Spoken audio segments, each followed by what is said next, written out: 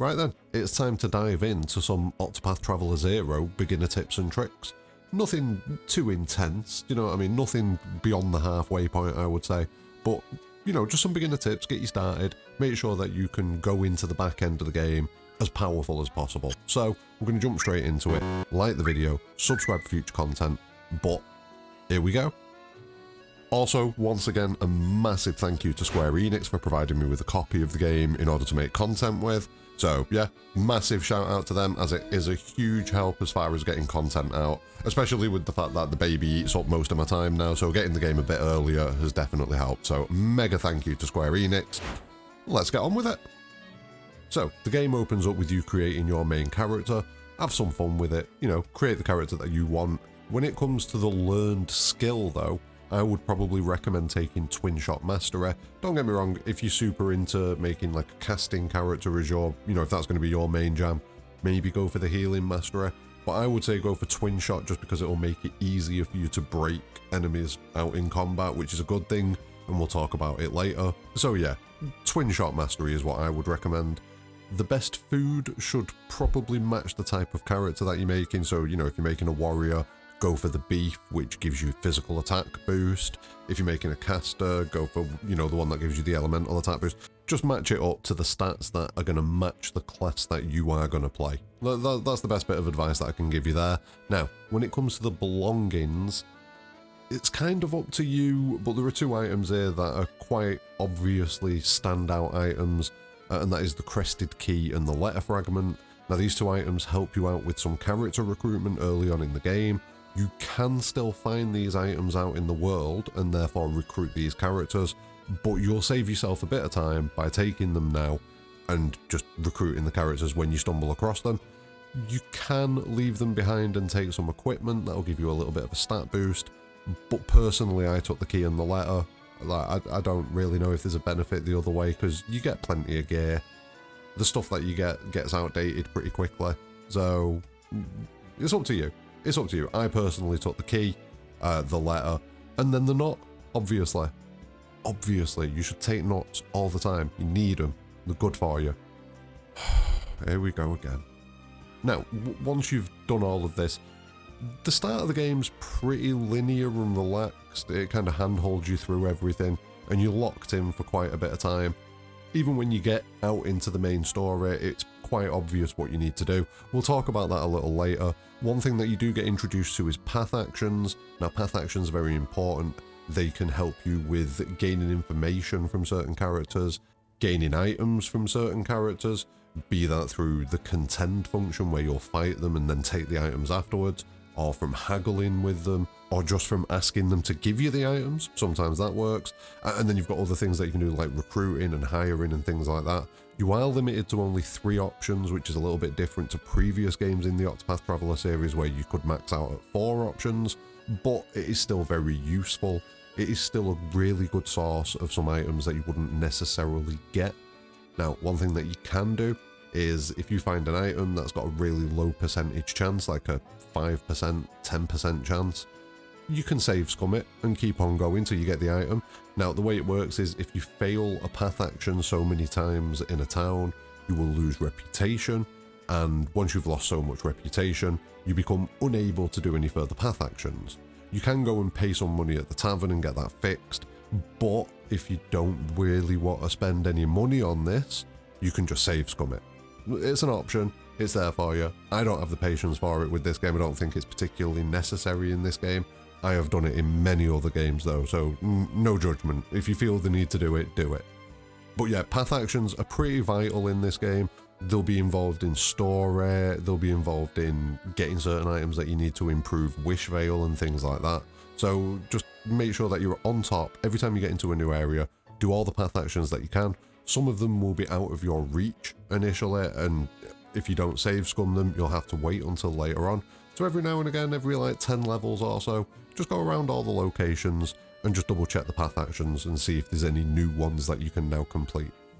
But yeah, the story plays out, and before we carry on to talk about the story, this is where we're going to try to explain a few things, mainly the combat and the character progression. So let's start off with the combat. Now, in Octopath Traveler 0, you have 2 rows of 4 characters, and your characters can switch between rows when you're in control of them. So when you're going through their turn, you can press R2, and they will swap with the character that is on the back row. This is pretty handy in a few ways. It means that you've still got a similar level of versatility, if not slightly more versatility than you had in Octopath Traveler 2, with the combinations of jobs that you can have on the front row and the back row. But due to the fact that both of these characters gain boost, which we'll talk about in a second, you can set it up so that your front row breaks the enemy, and then on the next turn you switch to your back row and you do massive amounts of damage with them. So you have a back row that's set up just to do big boy damage in one, just big boy damage, and your front row is set up more for AoE attacks and doing as much damage to as many characters as possible in order to break them. That's one way that you can do it. There are other ways that you can do it, but it gives you a little bit more versatility. So it's definitely worth playing around with those dynamics a little bit, use different characters in the front row and the back row, get a feel for what works for you. We also have the break and boost system, which is from the previous Octopath Traveler games. Boost is essentially every turn you'll generate a BP, and you can use those BP by pressing R1 to amplify your attacks. So you'll either get additional numbers of attacks, like with just the normal attack command. If you boost it up, you gain 1 extra attack each time you boost it up. Other attacks, you'll get a strength boost, so they'll do more damage. And it's very useful to save up your boost for that moment when you've got an enemy broken. And break is the other side of this system. Now, break is where you hit an enemy's weakness so many times that their armor breaks temporarily for a turn. You can maximize that by leaving it so that an enemy's got 1 piece of armor left as you go into a new turn, and then on the first move of the next turn, you break them, because then you get all of that turn and all of the next turn with the enemy broken. So you can do a lot more damage if you can set it up like that. Very handy way to do it. But the way that break works and the way to best utilize break in combat is that you have this list of enemy weaknesses. I'll put it up on screen now. This list is always in the same order. So I'll make sure that the order is up on screen now. But for example, let's say that you have an enemy that has got 3 question mark blocks underneath their bar. Those are the spaces where the weaknesses will be. And if you hit them with one of the weaknesses that's in that space, it will be revealed. Now, let's say, for example, you hit the enemy with a dagger. So you hit them with a dagger, and the middle box out of the 3 lights up with a dagger. That tells you that in that first box, it has to be either a sword or a polearm, because they come before dagger in the list. Whereas in the box to the right of the dagger, it could be anything else after that. So axe, bow, staff, book, fan, etc, etc, etc. Now, this order stays the same no matter what, so it is a really good idea to keep track of this order, keep it locked in your brain, and you'll be able to work out what the weakness could be. Maybe not necessarily what it is all the time, but what it could be. And it'll make it much easier for you to break enemies. There are certain skills that scholars get that will let you reveal an enemy weakness per turn. That's very beneficial, that's a good thing. But always keep this in mind, this order, it will always be the same order. Just keep it in mind and you'll be good. And the way to go about it, as I alluded to earlier, is to break the enemy as quickly as possible and then absolutely smash them with boosted attacks. So your strongest attack boosted as high as you can boost it. That's the way to do it. You'll take enemies out nice and quick. Sometimes you will need to use your boost in order to break an enemy. So by using boost on your normal attack, you'll get additional attacks, as I said earlier. This can come in handy, say if you've got a boss that's got a really high armor level and you want to rip down their defenses as quickly as possible, you'll use boosted attacks in order to whittle them down quicker, but always try and make sure that your back row keeps a decent amount of boost on them, so that once your front row has broken the enemy, you can switch over and just do big boy damage. That's what I would recommend. That's probably the way I do it most of the time. It works. Give it a go. Now, another thing that you get in combat are ultimate techniques, and initially, at the early part of the game, you will only get these on your main character, and they are unlocked as the story progresses. You end up with many of them. They are good things. Use them when they pop up and use them situationally. I find using them to do big amounts of damage is a good idea. They do build up more and more charge, so even though you've got one use of it available, it'll say level 1 next to it. If you continue letting it build up, it'll go to level 2 and then to level 3, and the way that you build it up is by using boost in combat. So as you can see, all of these mechanics work into each other, and it's good. It keeps you going. It keeps like a cycle going where one thing fuels another thing. Very good. Now you can also unlock these ultimate techniques on the rest of your party by leveling up the training hall to level 2 in Wishvale. Now this is something that we'll talk about soon. We'll come back round to this, but just bear in mind that if you want to unlock ultimate techniques on all of your other characters, that's how you do it. And the way that you get the items to do that is by fighting, you know, those angry bosses that you see that are guarding chests, those little mini bosses. I'm sure you've stumbled across one of them. Fight those guys.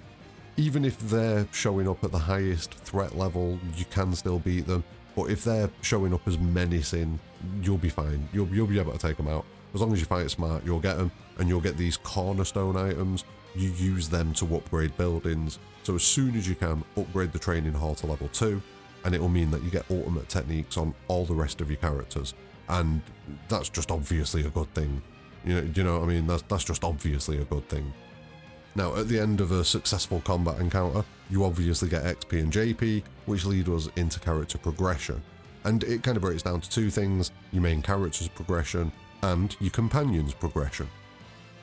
Now, the main character has multiple jobs. I recommend focusing on one main job that you want to play through initially so that you can master it. Although hopping around and changing it up does work, I did a little bit of that. It won't hurt you. You may just find yourself needed to grind a little bit to master a job. Whereas with your companions, they just have the one job. Just focus on that one job. Just work through that job, everything will be fine. You know, nothing to really think about too much as far as their base job. Now, there is an alternative suggestion here, and it's something that's a little bit useful. You don't notice it right away unless you specifically go to play this job class, which I didn't, but eventually you will stumble across the fact that on the merchant job class, there is a skill called Arrow of Fortune. It's quite expensive, it's got a little bit of a high SP cost, but the way it works is you gain JP based on the damage dealt, meaning that if you can consistently keep your SP up and your damage as high as possible while using that skill against enemies, you will increase the JP that you gain in combat, and it's not by a little bit, it's by a lot. I'd be aiming to kill every enemy in every combat encounter with that skill. There are ways that you can do that we'll talk about in a second, but yeah, you will gain a lot of JP, and it doesn't just apply to the main character, it applies to the rest of the party. So yeah, it's pretty beefy. It's pretty beefy. It's good. It's real good, and it joins in with the thing that we were talking about a minute ago with the training room, because you might not want to be locked into being a merchant a lot of the time so that you can take advantage of this, and luckily for you, you don't have to be. Now, we're going back to the training hall in Wishvale. It's a very useful building. Make sure that you build it, and make sure that you keep up with the Wishvale storyline in general, just because the quicker you get through that, the quicker you will get to the training hall. So yeah, anytime that you are able to do one of those quests, do it, but we'll talk about that later. Once you've built the training hall, if your character has mastered all of the skills in their job class, you can use JP to buy an extra copy of that skill, which you can then equip using the battle skills and learned skills portion of the skill menu, which we'll dive into in a second. But what this means is that you can plug a lot of gaps in a character's arsenal or defenses or anything like that. You can give functionality to a character that might not necessarily have it by taking one of these skills that you've got on a character that's really good and spreading it across the party. And going back to the Arrow of Fortune skill that we were talking about a second ago, if you want to be able to take that skill on whichever job class you want to be on, you just master the merchant job class, create yourself a copied version of the Arrow of Fortune skill, and then change job class and just equip it in the battle skills section of the menu, which again we'll jump into in a second. But this is the way that you can just use it at the drop of a hat on any job class that you want and just continue to farm JP. It's really powerful. It really is. It's super powerful, and it will allow you to absolutely obliterate all of the jobs that you've got. You will be able to level up through them super quick using this, and it's super easy to do.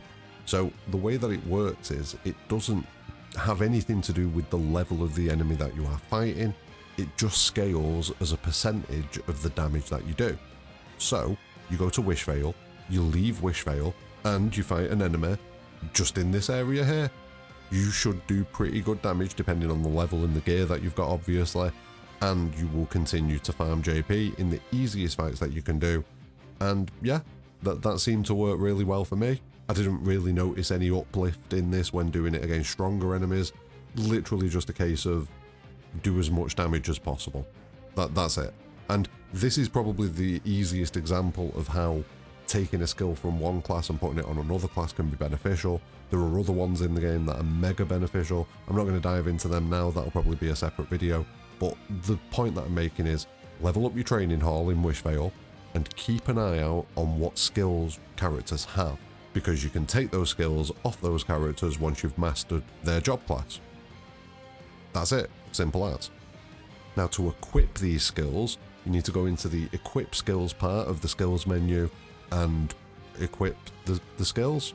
I said equip skills many times then, many times, but that is what you're going to do. Now you have many slots, you have 3 slots for battle and you have 2 slots for support.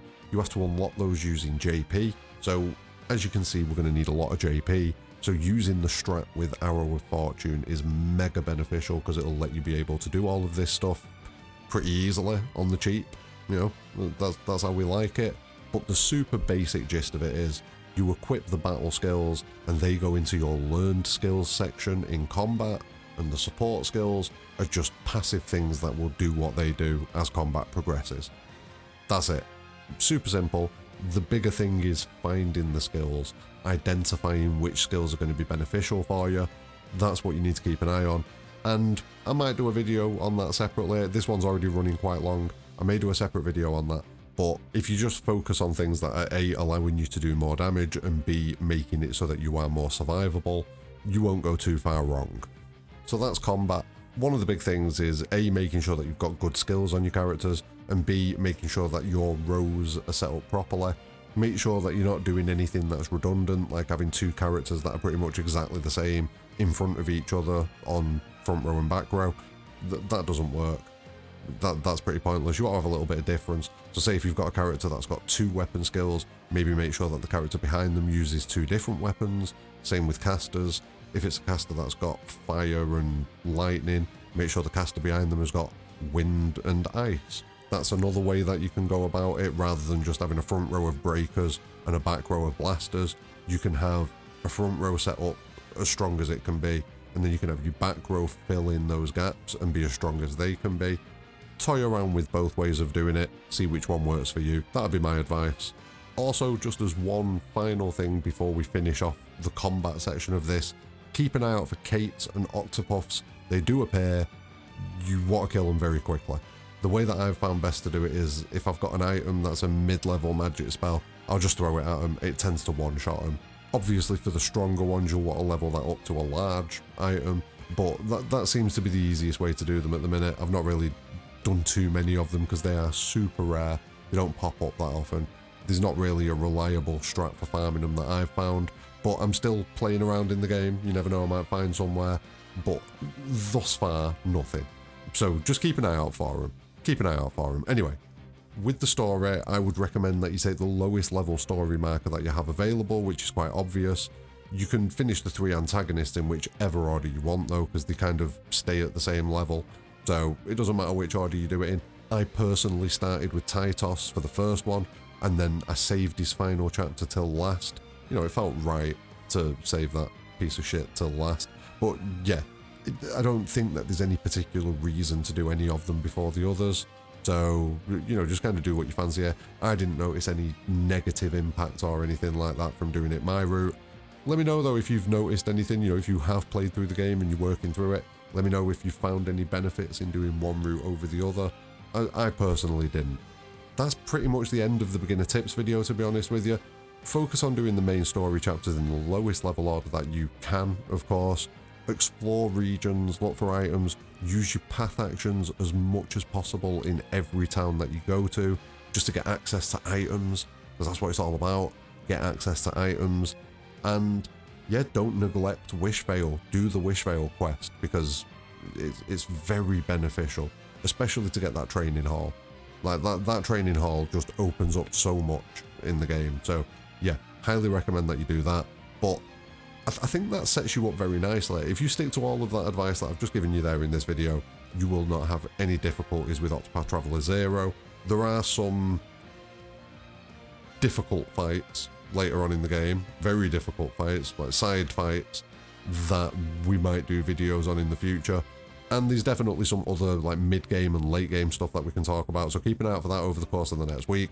I'm a little bit slow getting content out because A, it'll be working, C, baby.